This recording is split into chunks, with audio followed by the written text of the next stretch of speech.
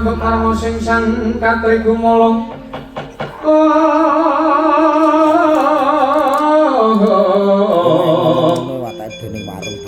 katri gumulung mangremak ing bajo Palata korek kagiri kiri oh lele kena swaruke bal manyar-manyar nggih anak Prabu Sri Bathara Kresna paman Kumbaya merteki kangen ing putra inggih ngapunten nggih awit patrawipun para sapa kula ingkang sampun mamakmu kok peninggalipun sandhangan tekan negarane wong kok gawe kisruh lha iki rak sampun ada sabenipun iya to dobleh nanti durma gati kae dadi menteri nata proyek pribadi mbok yo wis ana pangapunten nggih sampun Kurawa sampun kula dawuhi supados nekok penjalin gulung gendera ngrangket gegaman keparipun wonten mriki kula kaliyan menjenengan mriku padha-padhane wong tuwa awang pamrika boten sangginaken akal lan kedandinaken akal sakmene kados pundi kula nyuwun dawuh menawi pancen estu Kurantawati anggenipun badhe pun dawuh kaliyan pun Lesmana Mandraku marang menika wonten pitukanipun nek kedah kula lampahi lan badhe kula sagahi nggih Tresna sinayang manggulung mangrupi ning satra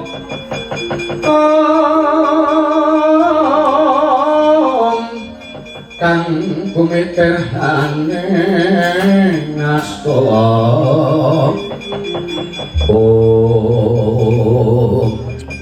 malah jagat pangestu wayah Bathara jagat iki pangan pancen menika ingkang kula antu-antu kula nampa duka menika sampun dene sepuh pramila menawi tiyang sepuh menika nggih pirembaganipun menika dipun rembakan sarana alus lan sampun ngantos tuwuh regejekan iya paduka tanggal guyung pisan aja jlimpret senengane lah kobar polar jangan kowe apa dobleh kowe iki ping tekan kene ping arep gawe kisruh sek aku nang kene ya daya yang ngene dawuh Ismur Kresna Mbah wah sak geleme oh Mbah Bring Rang apa tenange wedhuse tak jaga tenan lagi pemain wah kowe mewah ide aku kan mlebu sak gas-gas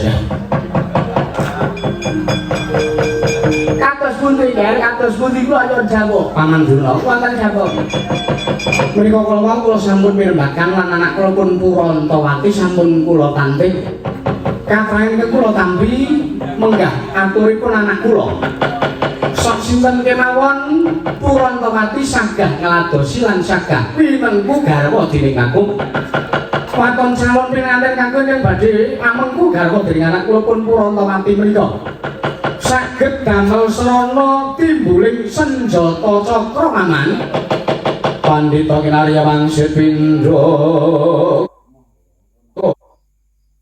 Ombang Pindha kemangi sematu sarene tawang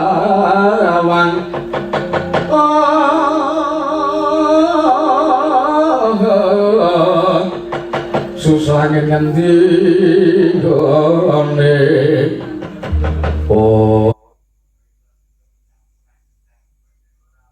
mana yakin kalian main perantai pun udah dangkilakan serangan peperangan mereka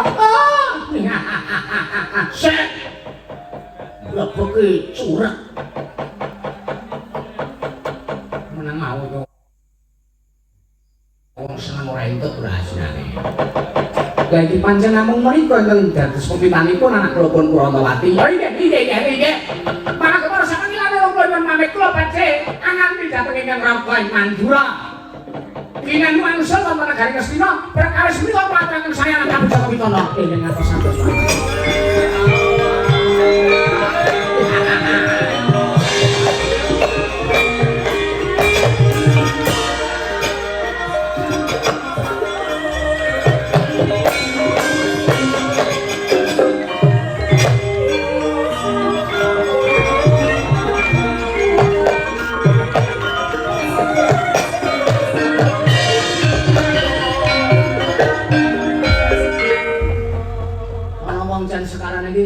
tumbet-tumbet. Karepe ngejar. Ya sesuk nenek gawe antan-antan iki sing cetha. Lho lah iya. Lah iya. Pun kula tampi dawuhipun Sinuwun Kresna. Lek. Halo. Ada apa? Wis cetha iki Petruk bakune kudu gayuh baline senjata cakra. Oh ya, nganyu tak dereki Sinuwun. Sinuwun Prabu Kresna. Masangake lan dinten menika gareng kaliyan ngaji kula Bagong nyon pamit wangsul tekan tumaritis perkara niki tak aturake kalih Petruk. Ya sing ati-ati kono kawan wis do tuwa wis do gerang. Wis do iso mikir aja kaya bocah cilik aku. Nggih, yo.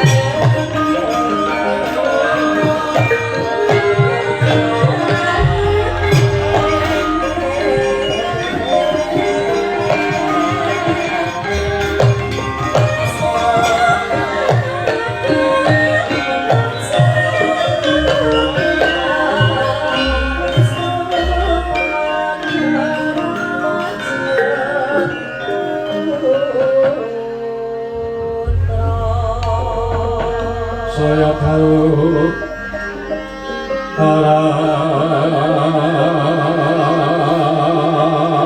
alas agar serpentang ganggu menghadap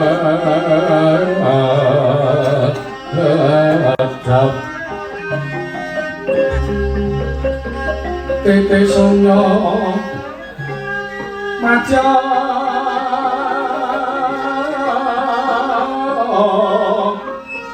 ratri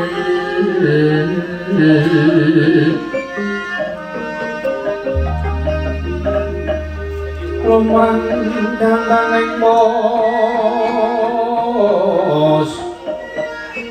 pino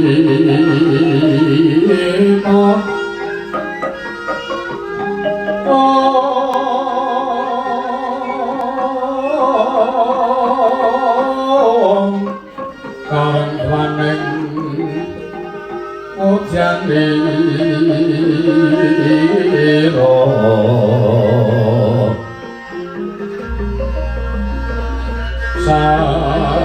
santwijo wong brengan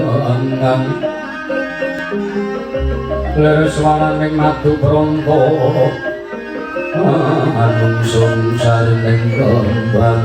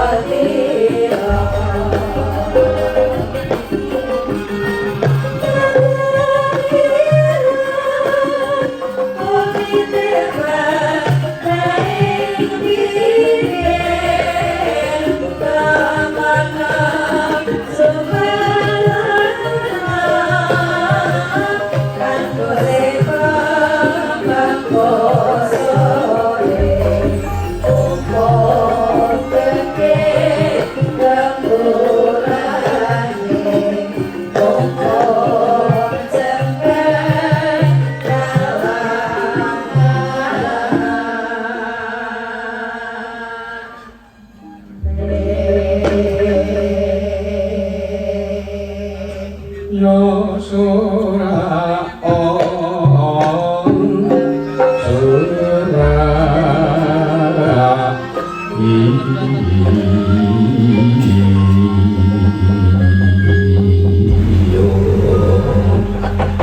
sukranang karang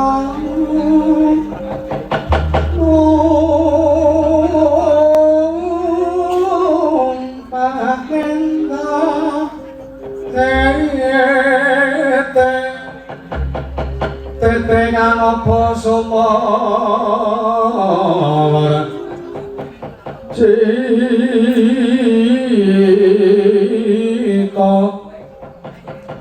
anggara kata Buddha Mahesa Paraspati mintono